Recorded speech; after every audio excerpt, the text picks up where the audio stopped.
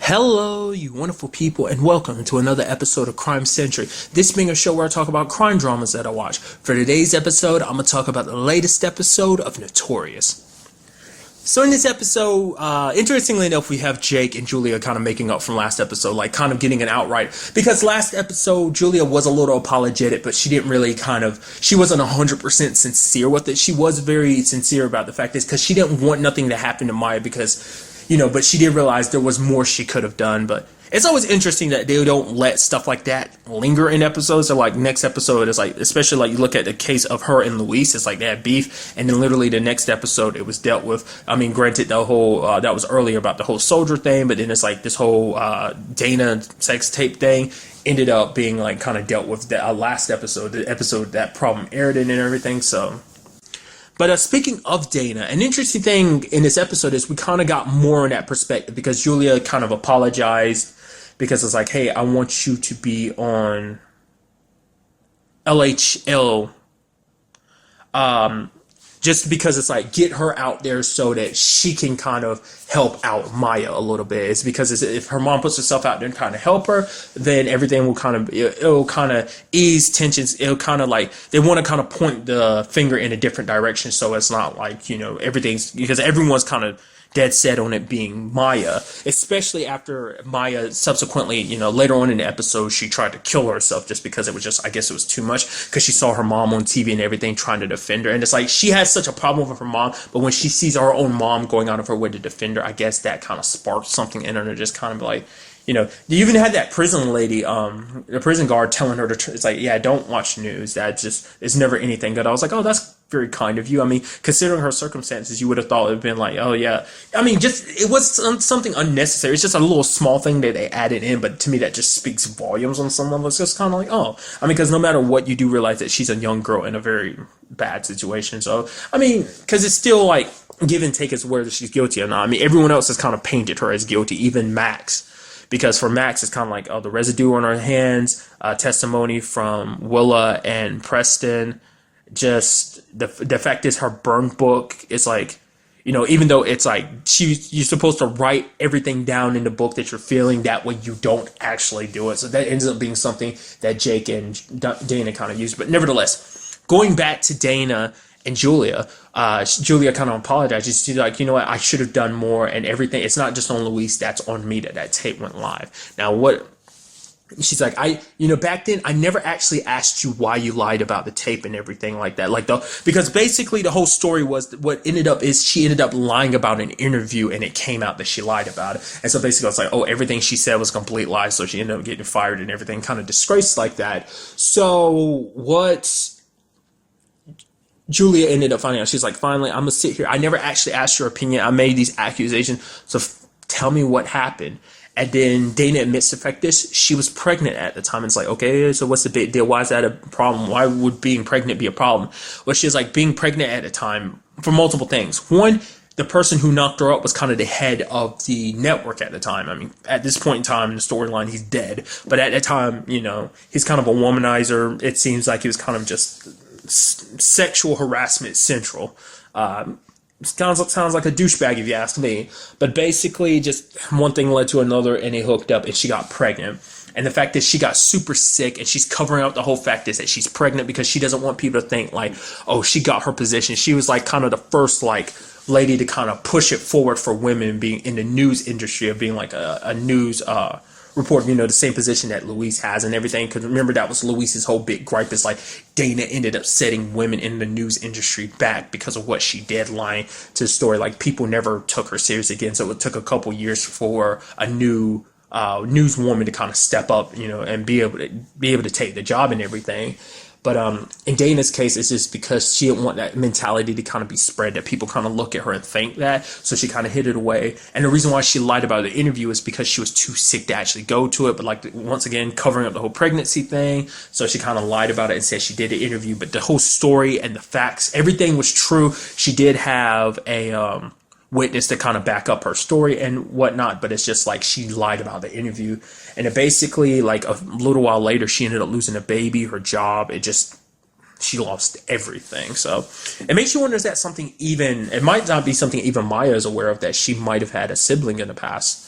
But I mean, it's not something you can obviously tell. It's something very Dana keeps to herself. So, what we also had in this episode was kind of like we had Willa being like, okay, I'm going to like take back my testimony about it being like, because the whole thing was that her and Preston got less time about the whole bling ring operation that they had. If they testified it, it's like, oh yeah, it was totally Maya that killed Johnny.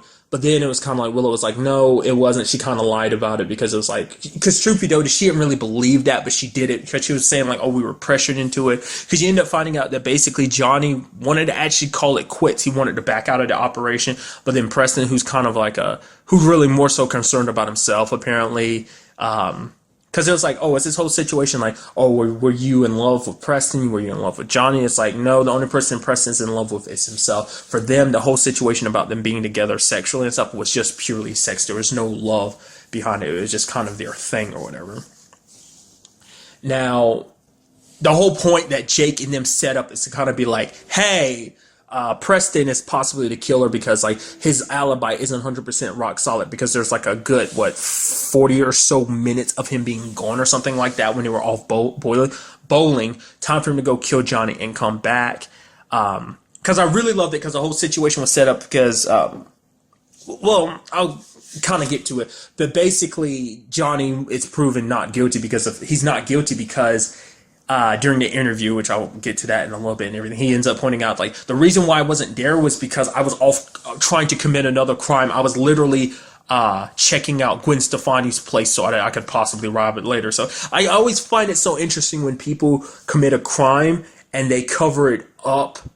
I mean, they alibi themselves by admitting to another crime. I mean, it's like he never actually did anything. He was planning something, and it's like, I mean, because it's in the sense of planning a robbery. I don't know the law like that, so I don't know how much of a legal issue that is planning to rob someone versus. I mean, obviously you rob them, but it's like because it's like, oh, that was the difference between murder charges, whether you planned it or whether it was kind of the heat of a moment type of thing. Those are very different things, and they're judged very differently too. So maybe the same thing could have been here. Maybe there are charges that could be brought up for it, but nevertheless, essentially, what I love is the fact is that essentially Luis and Julia basically get offered to interview this guy. I think his name's Carlos Mura. He's kind of like a big time bad guy who's killed a lot of people. Just kind of a lot of people are looking for him, like in law enforcement. And essentially he wants an interview with Luis and Julia to kind of put his truth out there because he's saying like, oh, the media's kind of got him wrong and stuff like that. He wants a meeting with them. He sends kind of like his right-hand guy, Eduardo, to kind of talk to Julia and Luis and whatnot. But the fact of the matter is they wanted to do this, but then their boss, Darren, kind of wouldn't let them do because it's like, oh, it's very unsafe and whatnot because basically it would only be them because it's like no one else can really know about it.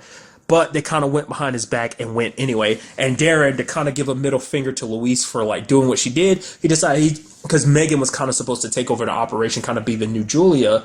She's like, you be the producer for the news and whatnot. So he ends up telling her, it's like, oh, get Dana to replace for Luis. He's like, wait, what? Dana's kind of disgracing everything, which that kind of sparked that in my head, and I'll kind of jump that in really quickly. I love that Luis kind of bluntly says it. She's just like, yeah. She's like, oh yeah, Dana disgraced. And it's like she had to emphasize. You could hear it, the inflection of her voice when she would say disgrace. She put so much emphasis. It's like you could see that she put it in italics, bold, and underlined it while also putting it in quotation marks just to make sure you got like the fact that she's Dana, who is a disgrace newscaster. So it's just like that was just something interesting to me. But it's like putting Dana in her place, which led to the whole thing of like Dana being the one to kind of interview Willa and Preston.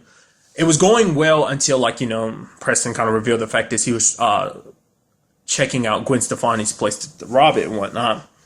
And kind of throwing everything at Dana being like, oh no, yeah, the one that's really guilty is your daughter. I'm sorry that you're trying to do that and it's hard for you, but your daughter's a murderer, blah, blah, blah, blah. And then you have Dana just under pressure and everything, just like, screw it, no, I'm the one that did it. You want to hear, I'm telling everyone here right now on news that I'm the one who did it.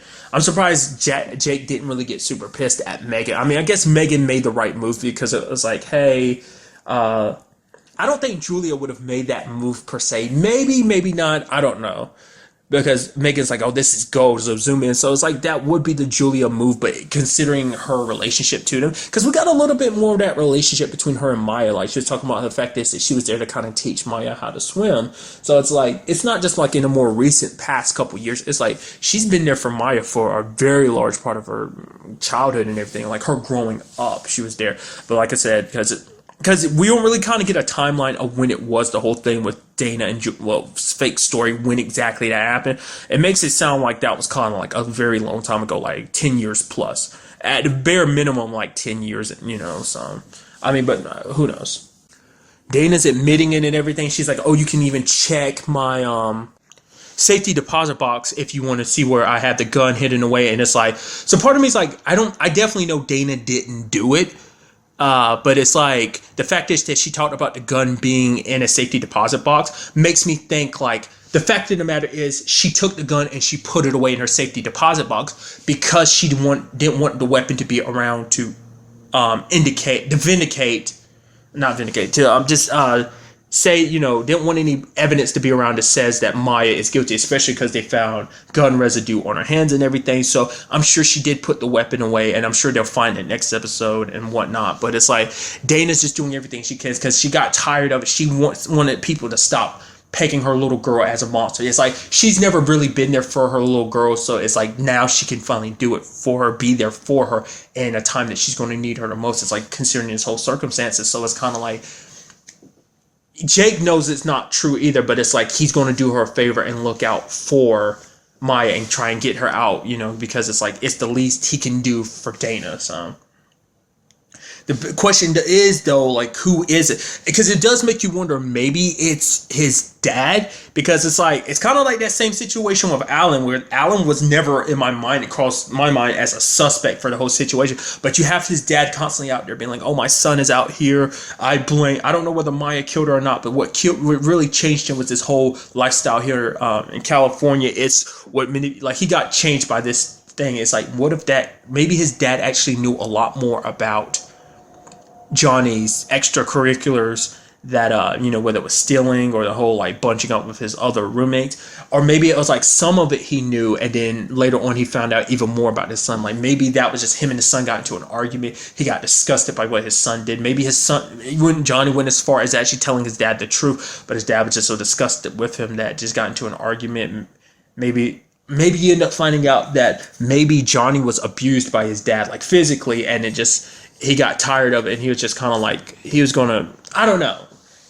Currently, I'm just thinking, like, just because of the whole Alan situation, I'm just thinking his dad might be guilty, because it's like, I mean, he's a grieving dad and everything, so, but it's like, obviously, that seems like that'd be a perfect twist, but like I said, they played a family card last kind of big thing, with Sarah's murder, so maybe I don't think they'd do it again.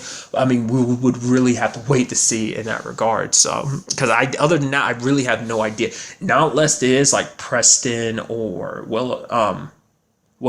or maybe it legitimately was Maya, which I don't think it was either, but because by the end of the episode, they don't actually have the murder weapon at the time, so it's like they have her arrested, but they're not letting Maya go, because it's like they really won't believe what Dana says until they get the gun to kind of confirm that it is the actual gun that killed Johnny. So, and really quickly, a little subplot in this episode, called kind of another subplot if you want to call it that, is Ryan and Ella. Essentially, Ryan is trying to convince her into buying a new apartment, which I've almost let it slip my mind. I'm glad I took a note of it. Was the Rhett and Link YouTube billboard in the back. I really loved it. It's like a billboard for their YouTube Red series. Is it called Buddy System? I just happened to see that. I was like, wait, is that Rhett and Link? I was like, I don't know why I just got too giddy about that. I was like, that's so cool. It's not that big of a deal. I mean, to me, it kind of is. It's just cool in my opinion. That's all. I was like, dude, that's so awesome.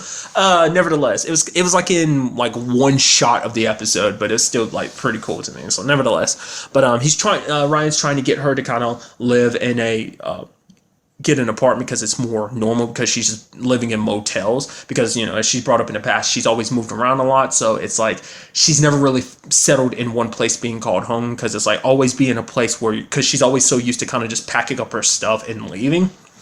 which we kind of got a little more perspective in it. I mean, Ella was kind of right in the fact is that Ryan did kind of push this on her, because it was just kind of like, oh, get an apartment. It's like, oh yeah, try out this spell. He never really gave her a chance to really speak up, but it's also because it did seem like she never really said anything herself, being like, no, I don't want to do this. It's too much of a great set. I think it's also because like maybe she was afraid that if she didn't, she'd lose Ryan in some sense, of just because she does like him and everything, which I did love that point. She's like, Ryan, we have to talk. He's like, oh, good God, you're going to break up with me, aren't you? She's like, no. She kind of explains that basically her mom was there's a lot more to her mom's situation, because her mom apparently stole credit cards and stuff like that. So she always had the mentality of like, hey, when something's good, kind of be wary of it, because things could easily go bad just when they start getting good. But Ryan's like, nah, that's kind of, your mom's wrong. When things are good, you dig in deeper, you push harder to keep things good and make sure that they turn out even better, to help make them turn out better. So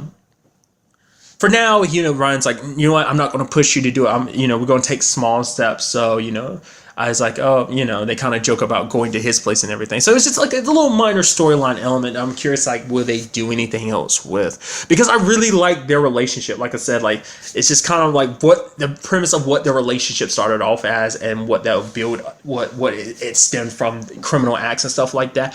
What I'm wondering is like how this is all going to, like, where this is going, because I feel like it's setting up something, and I'm not sure what. Maybe it's something that's like, oh, maybe his, because this is kind of Ryan's opportunity, really. This whole situation, obviously, is him kind of not being kind of held down by his dad or his name. He's just kind of his own person. And maybe that his dad will kind of offer him. It's like, oh, here you are, kind of the keys to the kingdom, kind of hand them to him. But he's kind of has to decide, is he willing to kind of stay where he is to be, with Ella, or will he take the keys to the castle and kind of return to the, kind of, I'll go as far as saying the very person that he was before he kind of started working under Julia. So, because working under Julia in this whole situation, even though he's done some very illegal things, it kind of changed him for the better. They make it seem like Ryan was kind of a bit of a spoiled douche. So it's like, he can criminally I don't know how to really put it. Never mind. I'm not going to say that. It's not worth mentioning. Anyway, moving on. The final note I want to talk about is the episode where we have Julia and Luis staying at the cantina till they talk to Arturo or Carlos, whatever you want to call them. But essentially, because like the situation kept getting more and more dangerous. It's like from the very beginning they knew the situation would be dangerous, but it's like, this is kind of like a once in a lifetime opportunity. I mean, truth be told, is you don't know how things would have worked out for them if they had said no. The fact is, Max brings it up to Jake later on in the episode. He's like, you haven't heard from Julia, have you? He's like, no, because Jake's in the dark about it. Only people that really know the truth are Darren, Megan, and Max. So the fact is, because he was offering to give her backup, really he didn't want her to go at all. Like maybe he'll send some other people, like police, there to kind of deal with the whole Arturo situation. But what I'm thinking is, what's going to happen, because at the end we see her kind of getting kidnapped. I don't think that's a bad kidnapping. I mean, really, there's no good kidnapping, but the fact of the matter is, I think that's just him. They were captured. They're trying to bag and tag her so they could take her to the spot without her being able to recognize where they are. I mean, maybe there's been an upset in the situation. Maybe Max did send some people to follow her, and now things are kind of turning bad for him. I mean, really, we won't know until the next episode, which apparently won't be until December 8th, which is apparently the season finale. I hope this show is getting renewed for a second season. I don't know. Like, I've randomly seen scores for it on the internet, which, like, I don't pay much heed to it, but it's kind of like one of those things. I'm kind of like, it's numbers. I don't know whether that's enough for ABC to be like, oh, renew it for another season or not. I mean, either way, I'm just very interested to see where it all goes.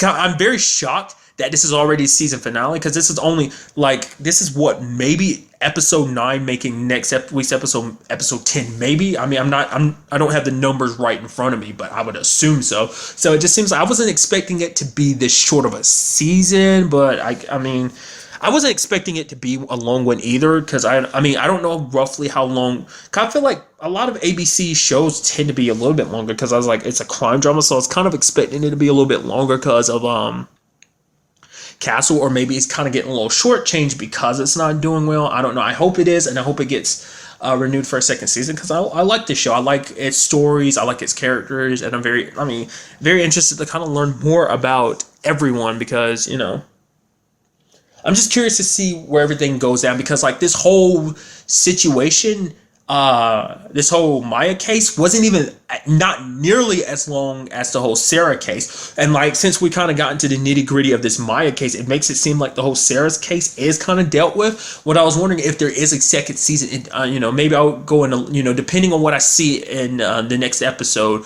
will kind of determine whether or not, like, my thoughts on like what might pop in the next season. But it's like, maybe we'll kind of return to the Sarah Keaton case, and it's like, oh, Jake having to deal with the fact that Oscar's kind of got money and connections, and he's keeping himself away from getting locked up for killing Sarah. But like I said, there's been hide nor hair of mention of that subsequently since, so it's all been focused on Maya. But this is only like the second episode dealing with the case, because it got brought up like, what, 2 episodes back at the very end, and then like last week's episode was the first episode focusing on it. So this only makes this kind of like a 3-episode case, where that means that Sarah's case is like 7 episodes. So I mean, like I said, I don't know. We just have to wait to see. But that I actually don't remember if I actually mentioned it or not. But that is December 8th. So that means 3 weeks from now will be when that airs. So do keep that in mind. No new episodes until December 8th, which will be the season finale. So, but really, that's all I want to talk about in this episode.